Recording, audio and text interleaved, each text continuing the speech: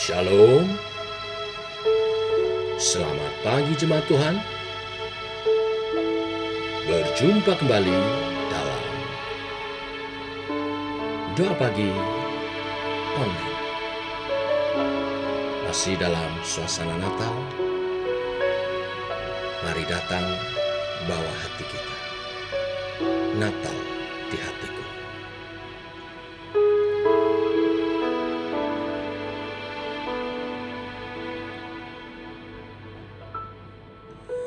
Seperti palungan, layakkanlah hatiku menyambutmu Tuhan. Seperti emas kemenyan dan mur, biar hidupku berkenan padamu. Seperti palungan, layakkanlah hatiku menyambutmu Tuhan. Seperti emas kemenyan dan mur, biar hidupku berkenan padamu. Sebab Natal tak akan berarti tanpa kasih-Mu. Lahir di hatiku hanya bersama-Mu, Yesus, ku rasakan selalu. Indahnya Natal di hatiku.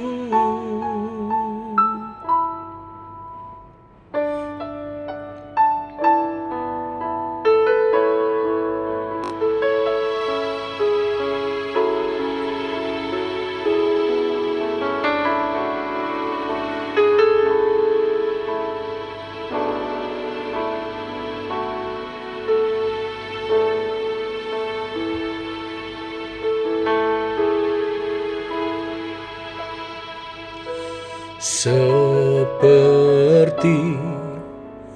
palungan, layakkanlah hatiku menyambutmu Tuhan.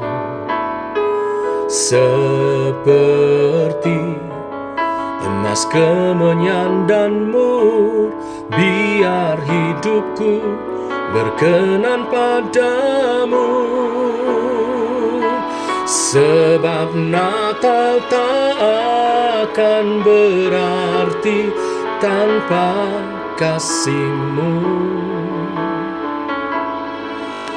Lahir di hatiku hanya bersama-Mu, Yesusku, rasakan selalu. Indahnya Natal di hatiku. Bersama paduan suara surgaku bernyanyi, kemuliaan di tempat maha tinggi,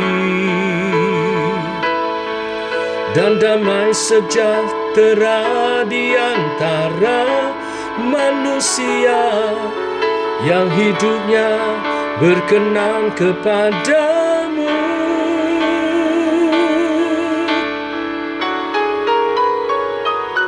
Sebab Natal tak akan berarti tanpa kasih-Mu.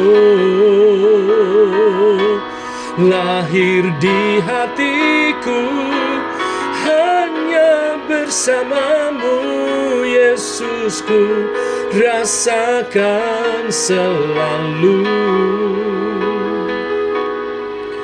Indahnya Natal di hatiku. Indahnya Natal di hatiku. indahnya Natal di hatiku.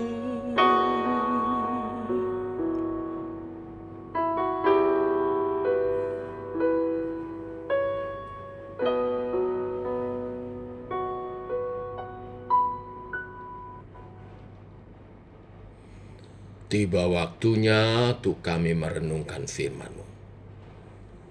Firman-Mu lah suluh dan terang bagi jalan kami.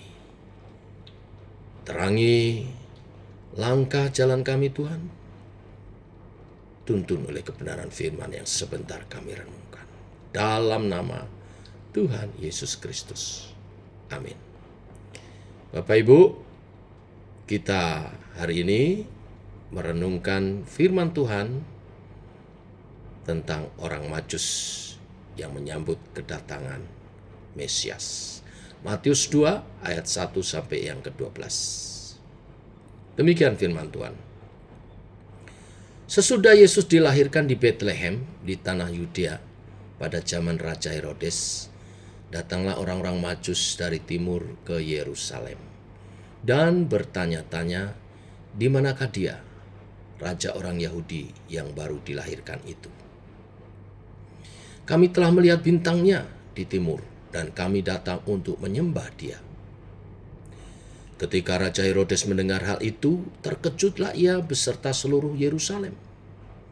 Maka dikumpulkannya semua imam, kepala, dan ahli Taurat bangsa Yahudi, lalu dimintanya keterangan dari mereka, di mana Mesias akan dilahirkan. Mereka berkata kepadanya, di Betlehem di tanah Yudea, karena demikianlah ada tertulis dalam kitab Nabi. Dan engkau Betlehem, tanah Yudea, engkau sekali-kali bukanlah yang terkecil di antara mereka yang memerintah Yehuda. Karena daripadamu lah akan bangkit seorang pemimpin yang akan menggembalakan umatku Israel. Lalu dengan diam-diam Herodes memanggil orang-orang Majus itu dan dengan teliti bertanya kepada mereka, bila manakah bintang itu nampak? Kemudian ia menyuruh mereka ke Betlehem, katanya, pergi dan selidikilah dengan seksama hal-hal mengenai anak itu, dan segera sesudah kamu menemukan dia, kabarkanlah kepadaku, supaya aku pun datang menyembah dia. Setelah mendengar kata-kata raja itu, berangkatlah mereka, dan lihatlah bintang yang mereka lihat di timur itu mendahului mereka, hingga tiba dan berhenti di atas tempat di mana anak itu berada. Ketika mereka melihat bintang itu, sangat bersukacitalah mereka. Maka masuklah mereka ke dalam rumah itu, dan mereka melihat anak itu bersama Maria, ibunya. Lalu sujud menyembah dia. Mereka pun membuka tempat harta bendanya dan mempersembahkan persembahan kepadanya, yaitu emas, kemenyan, dan mur.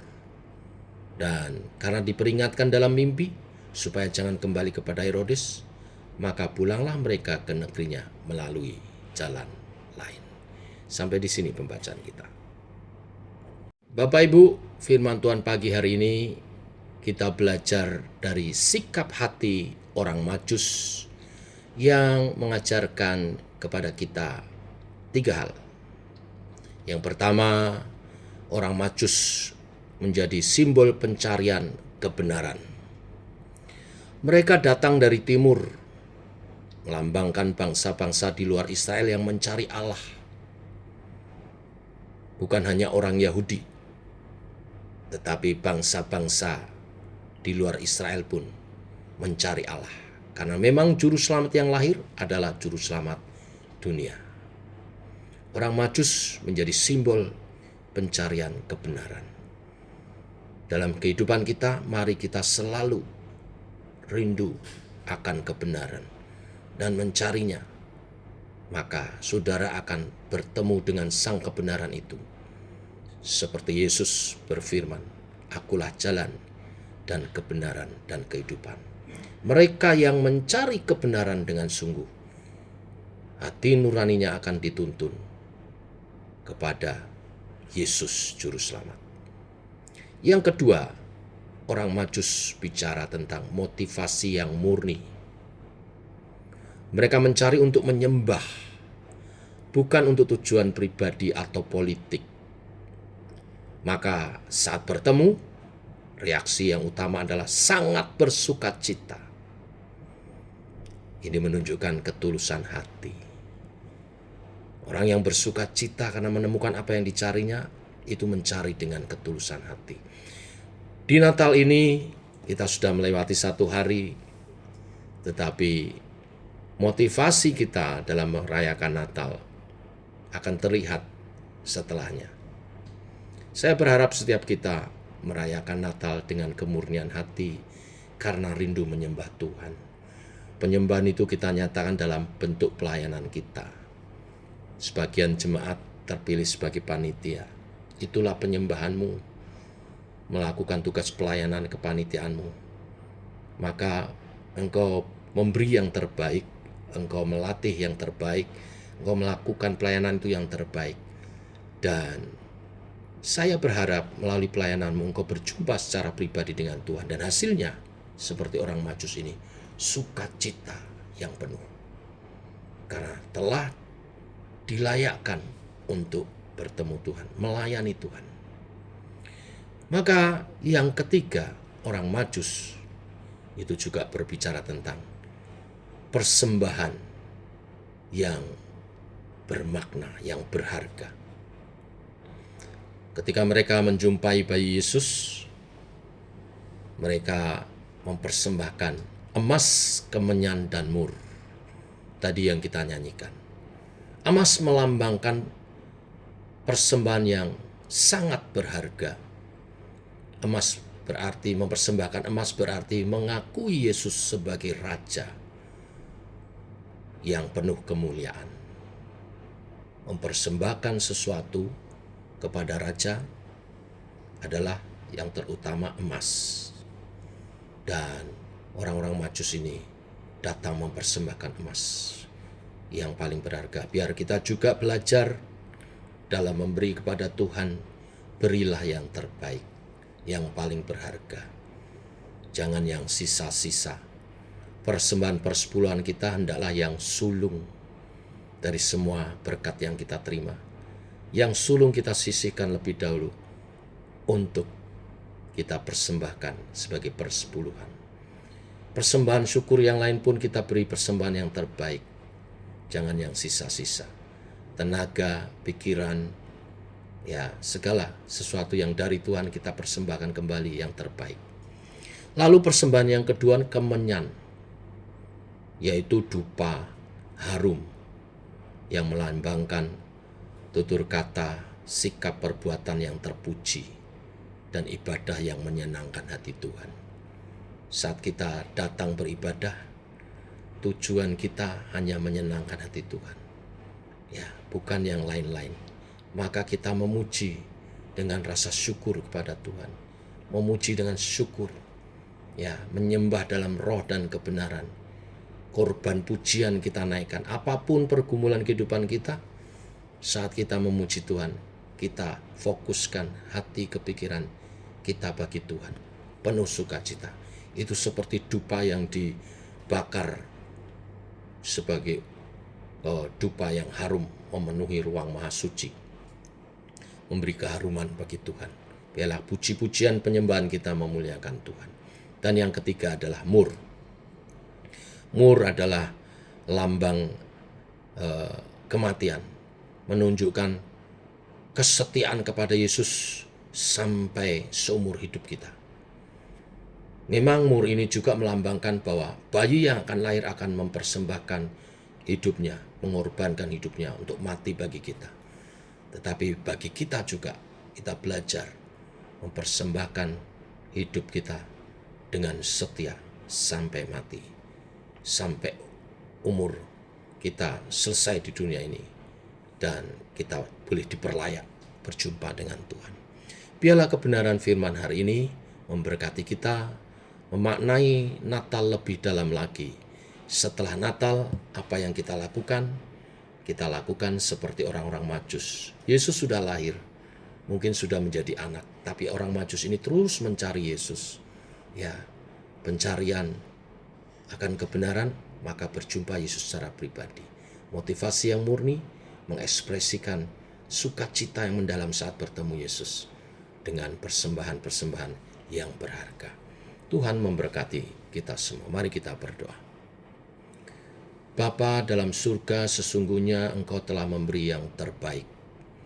Anugerah terbesar bagi umat manusia adalah Putra Tunggal-Mu yang Kau relakan menjadi manusia dalam rancangan karya keselamatan untuk menebus dosa umat manusia. Kami bersyukur boleh mengenal Yesus sebagai Tuhan dan Juru Selamat dan menerimanya dalam kehidupan iman percaya kami kepadanya. Melalui penebusan Kristus, karyanya kami diselamatkan. Kami hidup sebagai umat tebusan-Mu. Dan biarlah kebenaran firman hari ini makin meneguhkan kami dalam pencarian kami akan kebenaran. Kami menemukan sang kebenaran Tuhan kami, Tuhan Yesus Kristus. Murnikan hati kami selalu dalam ibadah-ibadah, dalam pujian penyembahan kami, untuk selalu memuliakan Tuhan, menyenangkan hati Tuhan, dan belajar selalu mempersembahkan yang terbaik bagi Tuhan. Terima kasih Tuhan. Berkati umat Tuhan, berkati sepanjang hari ini kehidupan kami. Mungkin ada sebagian besar masih berlibur, di mana mereka juga berada. Tuhan memberkati kehidupan mereka, jauhkan dari segala mara bahaya, kecelakaan apapun. Tangan Tuhan menyertai.